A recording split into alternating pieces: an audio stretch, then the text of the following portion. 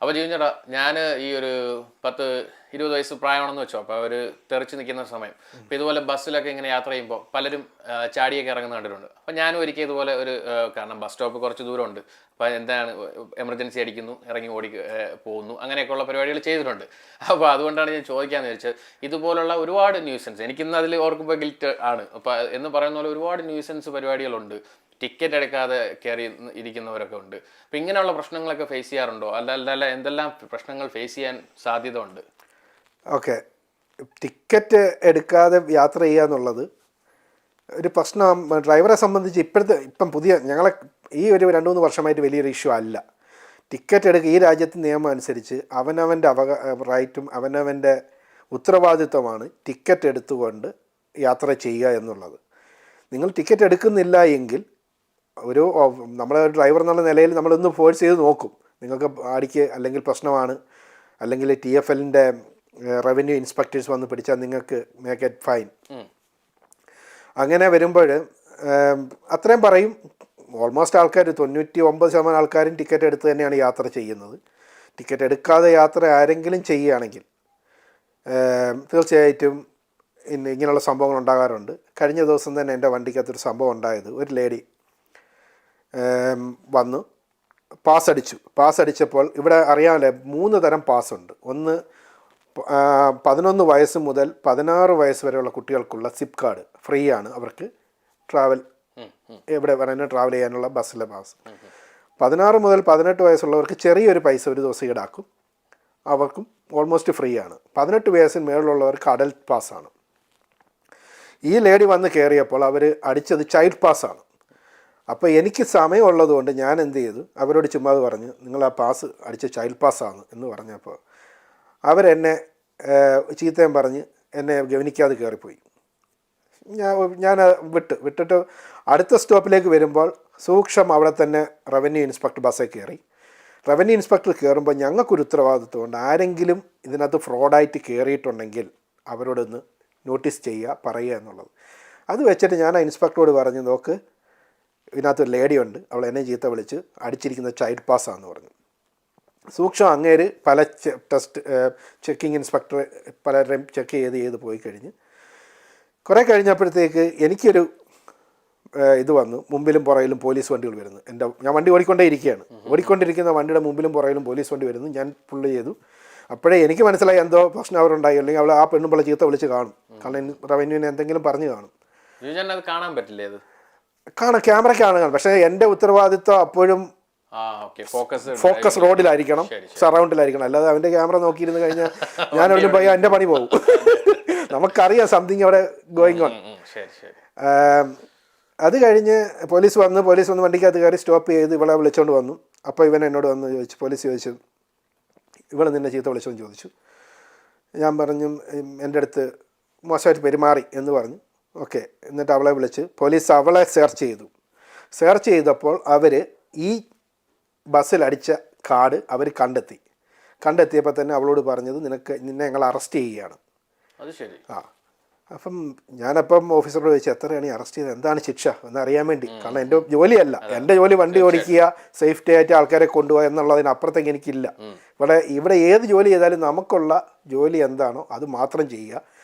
Manager ജോലി ചെയ്യും, റവന്യൂവിൻ്റെ ജോലി ചെയ്യും, വണ്ടി ക്ലീൻ ചെയ്യുന്ന ജോലി ചെയ്യും. എനിക്ക് ബസ് ഡ്രൈവർ എന്ന് പറയുന്ന ഒരാൾക്ക് ബസ് ക്ലീൻ ചെയ്യേണ്ട അവകാശമൊന്നുമില്ല. പക്ഷേ ബേസിക് ഒന്ന് നോക്കുക, എവിടെയെങ്കിലും മോശമായിട്ട് കിടക്കുകയാണെങ്കിൽ നമ്മൾ പറയും, അത് റിപ്പോർട്ട് ചെയ്യും, അത്രയേ ഉള്ളൂ.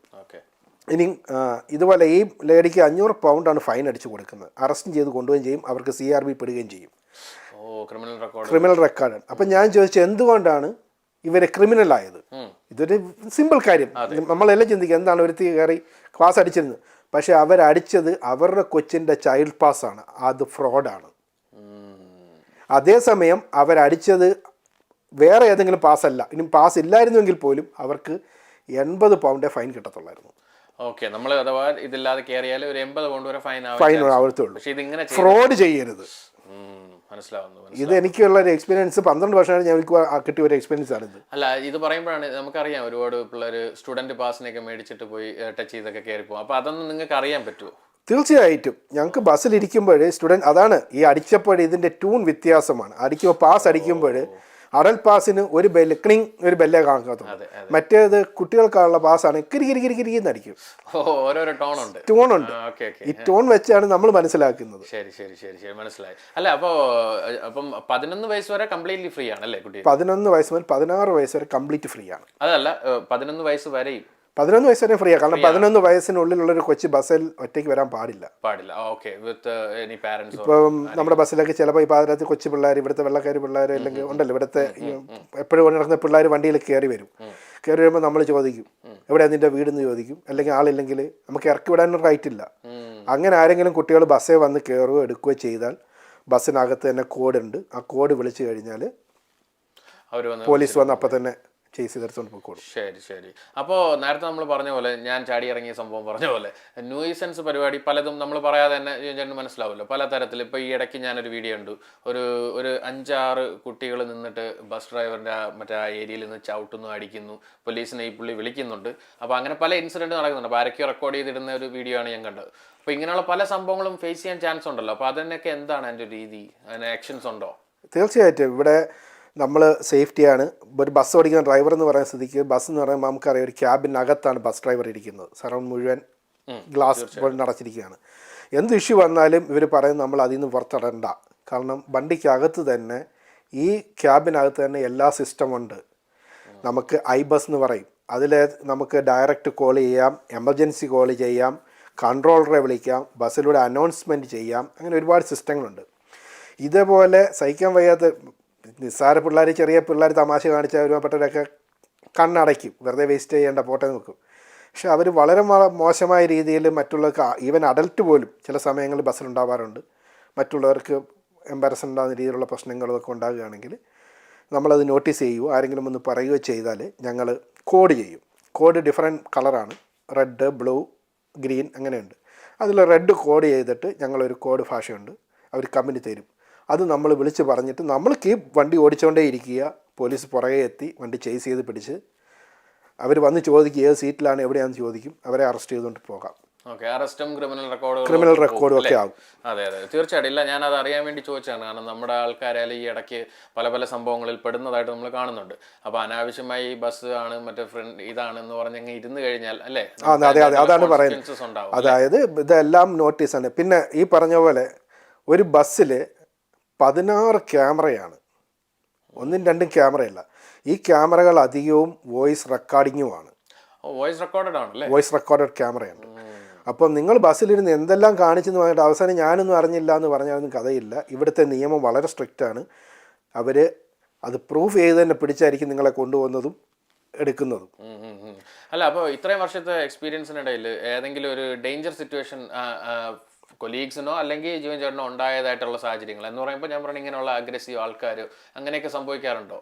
എനിക്ക് ഉണ്ടായിട്ടുണ്ട്. ലണ്ടൻ ബ്രിഡ്ജ് വെച്ച് ഒരു പ്രാവശ്യം നൈറ്റ് ബസ് ഓടിക്കുമ്പോൾ, ഒഫീഷ്യൽ നൈറ്റ് ബസ് എന്ന് പറയുമ്പോൾ ആൾക്കാർക്കറിയാൻ നൈറ്റിൽ ഓടുന്ന വണ്ടിയാണ്.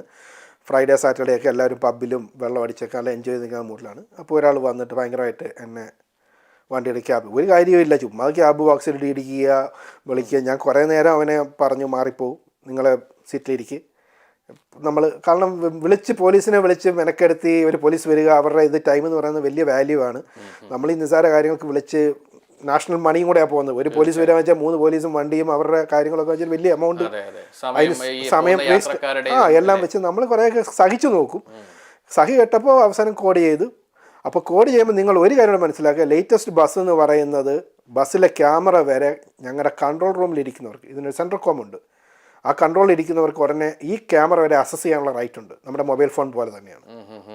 അവരതിലൂടെ അസസ് ചെയ്ത് നോക്കും, എന്താണ് സിറ്റുവേഷൻ നോക്കും. വിത്തിൻ 3-4 മിനിറ്റിനുള്ളിൽ തന്നെ പോലീസ് എത്തും. പിന്നെ നമുക്ക് ദോഷമില്ല, കാരണം നമ്മൾ ലീഗലാണ്, നമ്മൾ ക്യാബിന് വെളിയിൽ ഇറങ്ങുന്നില്ല.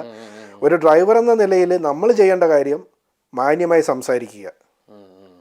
നിങ്ങൾ വിചാരിക്കുന്നുണ്ടായിരിക്കും നിങ്ങൾ ചീത്ത എത്ര പറഞ്ഞാലും ഒരു ഡ്രൈവർ ചിലപ്പം തിരിച്ച് വിളിക്കില്ല എന്ന് വിചാരിക്കുന്നത് അറിയാത്തതുകൊണ്ടല്ല.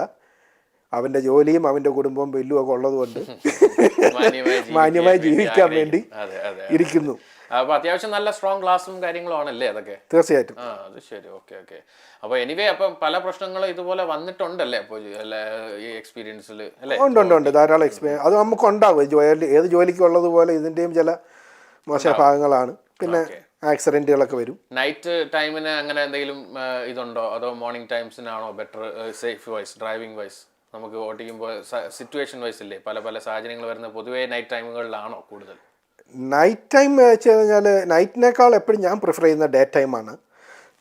നമുക്ക് ഡ്രൈവർ എന്ന് പറയുന്ന സമയത്ത് നമുക്ക് കുറച്ച് ഹെൽത്ത് കുറച്ചുകൂടെ ഇമ്പ്രൂവ് ആയിരിക്കും, എനർജി ഉണ്ടായിരിക്കും.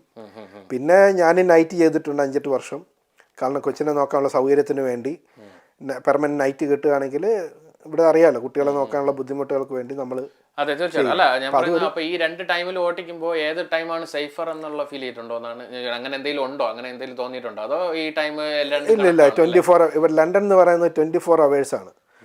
നമ്മുടെ ജോലി തന്നെ 3 to 3 ആണ്. മനസ്സിലാവുന്നു. ഓക്കെ, എനിവേ എന്തായാലും കുറേ സംഭവങ്ങൾ പറഞ്ഞു. ഇനി കുറേ കാര്യങ്ങൾ ഇവിടെ ചോദിക്കാനുണ്ട്. So stay tune.